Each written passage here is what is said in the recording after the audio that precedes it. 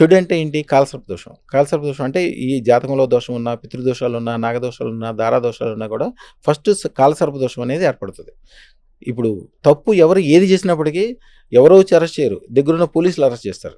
అట్లాగే ఎవరు ఏది చేసినప్పటికీ ఆ చెడుని మీకు ఆ రూపంలో తీసుకొచ్చేది కాలసర్ప దోషం. కాలసర్ప దోషం అంటే ఏంటి?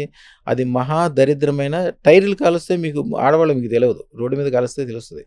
ప్లాస్టిక్ని కానీ పెద్ద ప్లాస్టిక్ వాసన వస్తుంది, విపరీతమైన వాసన, ఉక్కిరి బిక్కిరి అయిపోతారు. పక్కన కారు పైకి వెళ్తుంటే కూడా వీల్స్ కొంచెం బాగా అరిగితేనే అంత వస్తుంది, రబ్బర్ కాలిన వాసన.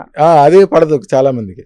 ఇంకా టైర్ కాల్సి చుట్టూతా టైర్లు పెట్టి కాలిస్తే ఎట్లా వాసన వస్తుంది? ఎట్లా ఉక్కిరి కాలసర్ప దోషం పెరిగిపోయిన కొద్దీ వాళ్ళు అట్లా అయిపోతారు. అందుకనే ఇప్పుడు 100 కోట్లు ఉన్న మనిషి కూడా వాడు ఎంత ఖర్చు చేస్తాడమ్మా, రోజుకి ₹1,00,000 ఖర్చు చేసినా కూడా 25-30 సంవత్సరాల వరకు బ్రహ్మాండంగా ఉండొచ్చు.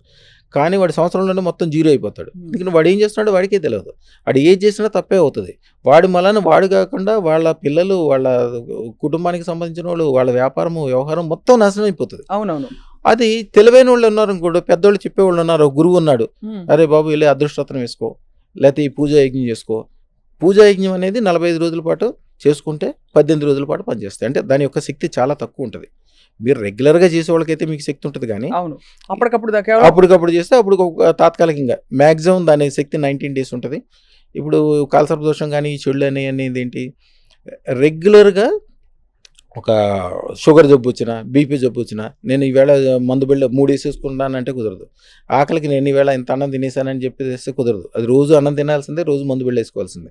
సేమ్ అట్లాగే ఆ కాలసర్ప దోషం అది రోజు ఎప్పుడు వస్తూనే ఉంటుంది, తిరిగి వస్తూనే ఉంటుంది. దాన్ని పర్మనెంట్గా ఆపే శక్తి ఓన్లీ అదృష్టరత్నానికే వస్తుంది. మరి పూజ చేసినా, యజ్ఞం చేసినా వాళ్ళు ఏం బాగుపడలేదు, అదృష్టరత్నం వేసుకున్నాక మా పక్కింటి వాళ్ళు ఎందుకు బాగుపడ్డారంటే ఇది పర్మనెంట్ శక్తి.